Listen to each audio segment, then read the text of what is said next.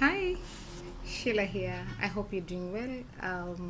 Welcome to video number 3, part 3 about sports injury. And we talked about we talked about heart tissue injuries. So I felt we should expound a bit more about the same. We go a bit deeper and talk about head and neck injuries. So head and neck injuries are usually very sensitive injuries during sports, and these happen when you hit your head hard against something, or when you do a very fast movement rotation. Of course, during sports there's a lot of movement. You can do maybe a very fast whipping rotation. Maybe you want to, like, these are sports called, I don't know if it's javelin or short put. There's a lot of rotation movements. The waist, the spinal bones are involved up to the neck. And also we have something we call sprains and strains. Sometimes when you do a lot of quick movement and motion, your bones and joints, you have so many joints which are aligned in the spinal area. The very small disc joints which are layered on top of the other.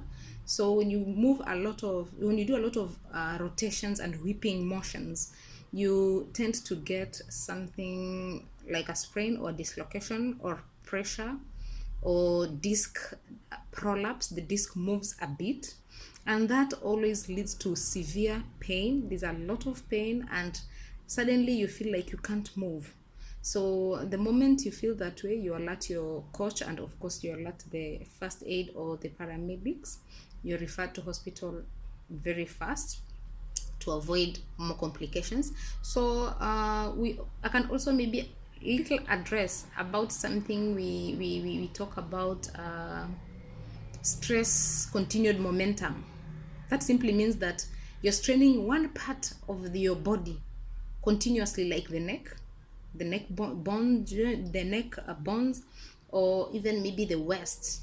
So when you're involving with continuous stress, you start getting you don't get an acute, immediate symptom, but with long term straining of that area, you will get something we call like pain, lumbago pain, or straining pain of your waist. You'll be getting backaches which are continuous, and they continue and they build up over time.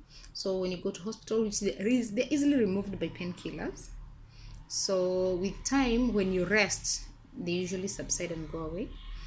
So just to add something about the head injury, sometimes when you have a lot of hitting on your head, hitting against hard surface, you get your brain shake. Maybe when you move a lot like that, your brain tries to shake inside. It's like you're trying to shake the matter which is inside, and that can affect your brain, and it can bring a lot of confusion, and then after a while it subsides. So rest and hospital bed rest can really help if you have a concussion. We call it a concussion, head concussion.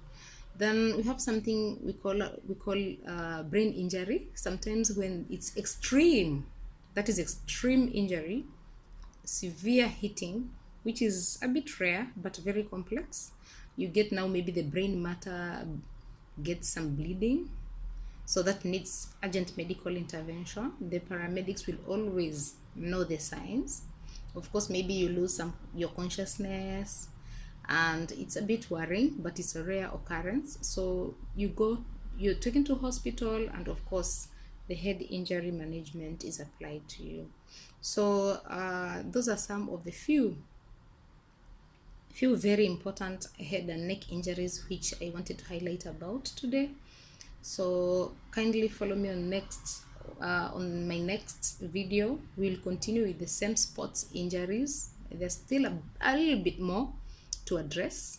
So share. Thanks for watching, and keep subscribing and keep watching.